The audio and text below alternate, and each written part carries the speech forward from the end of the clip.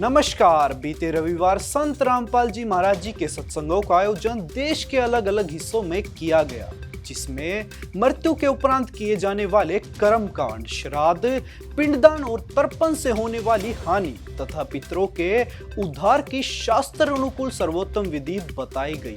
देखिए सत्संग से संबंधित हमारी यह स्पेशल रिपोर्ट। दर्शकों नमस्कार। ऐसे न्यूज की एक और वीडियो में आपका बहुत बहुत स्वागत है। हमारे साथ कुछ दर्शक जुड़ चुके हैं, इनसे वो सवालों के जवाब जानेंगे। जी नमस्कार। नमस्कार जी।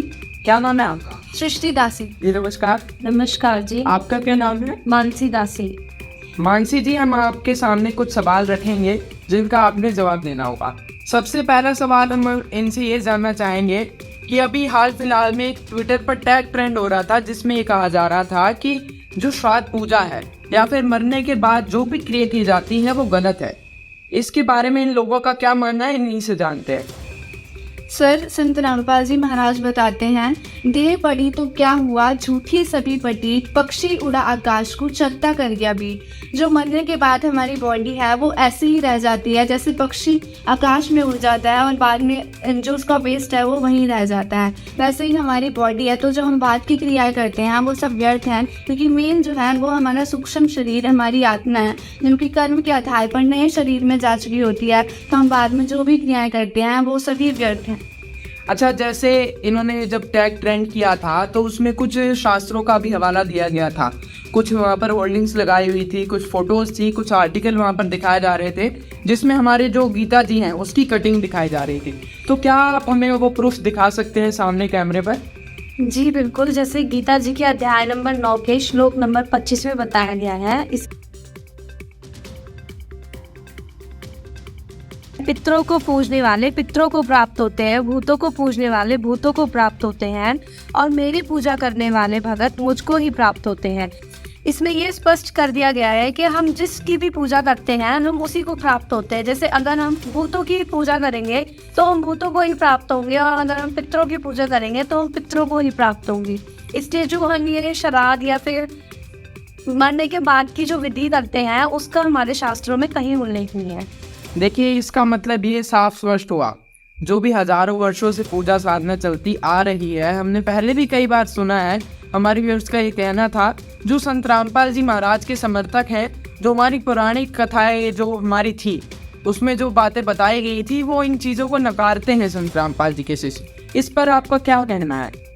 सर, संत रामपाल जी महाराज जी सच्चाई हमें दिखाते हैं कि हमारे होली बुक्स में सच्चाई क्या लिखी गई है। और जैसा कि आपने अभी गीता जी का प्रमाण भी देखा होगा, तो ये बिल्कुल भी नहीं है कि जो पहले की क्रियाएं चलती आ रही हैं वो सत्य ही होंगी और वो प्रमाणित ही होंगी। जितने भी अन्य धर्मगुरु हैं, जो हमारे शंकराचार्य पंडित हैं, उन्होंने आज तक हमें बतलाया है, गलत ज्ञान दिया है। किसी ने भी हमारे शास्त्रों से प्रमाणित करके हमें सच्चाई नहीं दिखाई। सिर्फ संस्कृत के श्लोक बोल देना, उसका अर्थ ना समझाना, ये एक मूर्खता हुई जो कि हम अन्य धर्मगुरु करते आ रहे हैं। बल्कि संत रामपाल जी महाराज जी एक तत्वदर्शी संत हैं, जिन्होंने हमें हमारी होली बुक्स के प्रूफ के साथ हमें दिखाया है कि शास्त्रों में क्या प्रमाण है और हमें क्या भक्ति साधना करनी चाहिए होली बुक्स के अकॉर्डिंग, जो हमारे शास्त्रों में। सतगुरु भेटिया बा दिन लेखे जान, बाकी समय व्यर्थ गया बिन सतगुरु के ज्ञान। नमस्कार दोस्तों, आज हमारी ऐसे न्यूज़ चैनल की टीम पहुंची है जम्मू कश्मीर के कठुआ ज़िला में, जहां पर संत रामपाल जी महाराज जी का सत्संग आयोजित किया गया है। तो अब हम एंट्री गेट पर पहुंच चुके हैं, जहां पर सेवादार तैनात हैं ये देखने के लिए कि कोई भी नशीली वस्तु अंदर ना लेके जाए। तो दर्शकों, जैसे कि आप देख पा रहे हैं कि हम अंदर पहुंच चुके हैं। अंदर एलईडी के माध्यम से संत रामपाल जी महाराज जी का सत्संग चलाया जा रहा है, जहां तरफ महिलाएं और छोटे छोटे बच्चे बहुत ही अनुशासन से संत रामपाल जी महाराज जी का सत्संग सुन रहे हैं, और दूसरी तरफ पुरुषों वाली साइड पे भी एलईडी के माध्यम से संत रामपाल जी महाराज जी का सत्संग चल रहा है, और पुरुष भाई बहुत ही अनुशासन से सत्संग का लाभ उठा रहे हैं। नमस्कार सर। नमस्कार जी। सर, आपका क्या नाम है? मेरा नाम केवल दास है। सर, आप हमें ये बताइए, आप संत रामपाल जी महाराज जी से जुड़ने से पहले कौन कौन सी भक्ति करते थे? प्रभु संत रामपाल जी महाराज से जुड़ने से पहले हम देवी देवताओं की भक्ति करते थे। जो आज समाज में हमारे पितर और पूर्वज हमारी भक्ति करते आए वही हम करते थे। तो सर, अगर आप भक्ति कर ही रहे थे तो आप संत रामपाल जी महाराज जी से क्यों जुड़े? इसके बावजूद कि संत रामपाल जी आपके गुरुजी जेल में हैं, फिर भी आप उनसे क्यों जुड़े? देखिए, बात ऐसी है कि इनसे जुड़ने से पहले हम जो देवी देवताओं की भक्ति करते थे, लेकिन जब हमने संत रामपाल जी के ज्ञान को जाना तो हमें पता चला है कि उन्होंने सभी जो हमारे 4 वेद, 6 शास्त्र, 18 पुराण और 11 उपनिषद हैं, उनके अनुसार जो हमें ज्ञान बताया। तो ये सब आज से पहले इतने संत हुए, कभी भी किसी ने हमें नहीं बताया। ठीक है, तो हमारे गुरुजी जो हैं वो हमारे अकॉर्डिंग टू शास्त्राज और जितने भी होली स्क्रिप्चर्स हैं उनके अकॉर्डिंग हमें सही भक्ति बताते थे। इसीलिए हमने जो है गुरुजी से नाम दीक्षा ली। तो आप हमें ये बताइए कि वर्तमान समय में इतने सारे गुरु हैं, तो आपके गुरु में ऐसा क्या खास है जिससे कि लोग उनसे प्रेरित होकर उनसे नाम दीक्षा ले रहे हैं? आखिरकार आपके गुरुजी में ऐसा क्या खास है? देखिए, हमारे गुरुजी जो हैं वो तत्व ज्ञान देते हैं, जो और तत्वदर्शी संत वही होता है वो जो संसार रूपी उल्टे वृक्ष की पूरी जानकारी देता है, और हमारे गुरुजी ने उसको अकॉर्डिंग टू शास्त्रार्थ पूरा बताया है। इसीलिए हमने गुरुजी के ज्ञान से प्रेरित होकर उनसे नाम दीक्षा ली है। नमस्कार दोस्तों, मैं आदित्य और आप देख रहे हैं ऐसे न्यूज़। स्वागत है आपका ऐसे न्यूज़ में। ऐसे न्यूज़ की टीम आज फिर से आप पहुंची है पंचमहाल जिले में, जो कि गुजरात राज्य में पड़ता है। और आज फिलहाल हम मौजूद हैं एक छोटे से गाँव में जिसका नाम है संतरोड। जी हाँ, ये संतरोड का एक गाँव है जो कि पंचमहाल जिले में पड़ता है, और यहाँ पे संत रामपाल जी महाराज जी के सानिध्य में 1 दिवसीय सत्संग का यहाँ पे आयोजन किया गया है। जैसा आप देख सकते हो कि पीछे एक गांव का जो नज़ारा है, सिनेरियो है, तो मतलब पूरा ब्यूटीफुल गांव है, अच्छा सा। और इसमें आपको खेत वगैरह जो कि देख सकते हो कितना मस्त है, इसका ब्यूटीफुल सिनेरियो कितना बढ़िया है। तो इस प्यारे से छोटे से गांव में यहाँ पे संत रामपाल जी सत्संग भी आयोजन किया गया है। तो अभी हम आपको सत्संग की ओर लेके चलेंगे। वहाँ पे श्रद्धालु कहाँ से आए हैं इतनी दूर, जो कि छोटा सा गाँव है, जो काफ़ी रिमोट एरिया में है ये गाँव। और यहाँ पे कितने श्रद्धालु आए हैं, किस वजह से आए हैं, और कुछ पूछताछ जिनसे हम करेंगे। यहाँ का ये कष्ट किसी की किसी का हाथ कट गया, किसी की टांग। तो दोस्तों, यहाँ पे जो ये गांव है और जहाँ पे सत्संग हो रहा है, यहाँ के कुछ सेवादार यहाँ पे हमारे साथ मौजूद हैं। तो अभी हम इनसे बातचीत करेंगे और जानने का प्रयास करेंगे। सर नमस्कार। सत्साई जी, क्या नाम है आपका? फतेह सिंह दास। सर, आप कहाँ से और क्या करते हो? मैं मोरवाहाड़ा तहसील से हूँ।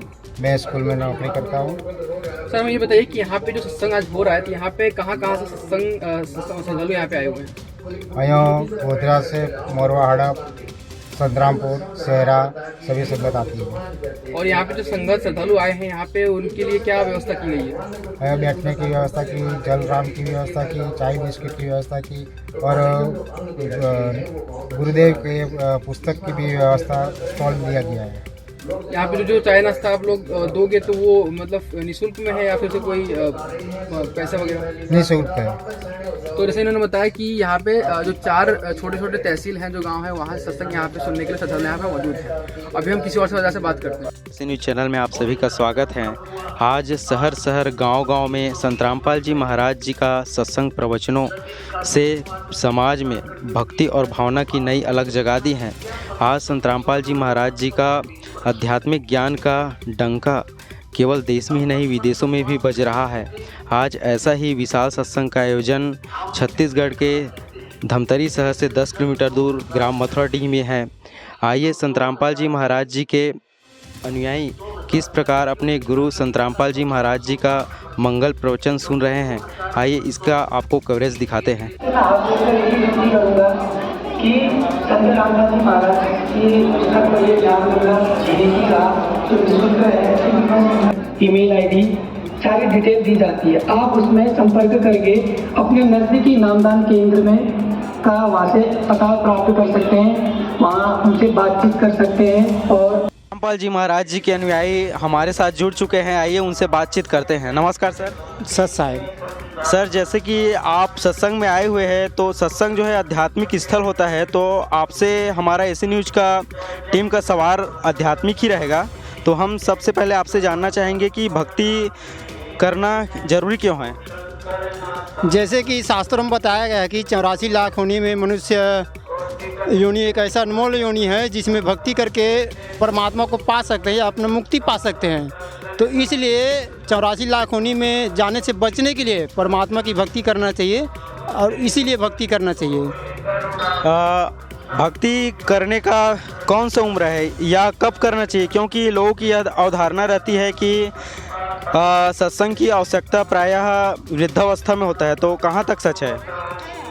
भक्ति तो बचपन से करना चाहिए, क्योंकि मृत्यु कभी भी हो सकता है। छोटे बच्चे का होता है, 6 महीने का, साल भर का हो सकता है, बच्चे जवान बुढ़ापा सभी अवस्था में मृत्यु होता है।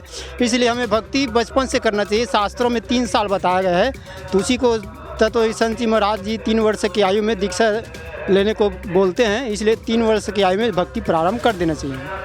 संत रामपाल जी महाराज जी ने सत्संगों में गीता वेद पुराण में प्रमाण सहित बताया कि श्राद्ध करना मनमाना आचरण है और इसके करने से पितरों का उद्धार नहीं होता, बल्कि मनुष्य स्वयं भी भूत पितर बनता है। इसलिए मानव को ऐसे कर्म कांडों को नहीं करना चाहिए, बल्कि गीता वेद में वर्णित भक्ति साधना करनी चाहिए, जिससे हमारा और हमारे पितरों का भी उद्धार हो सके।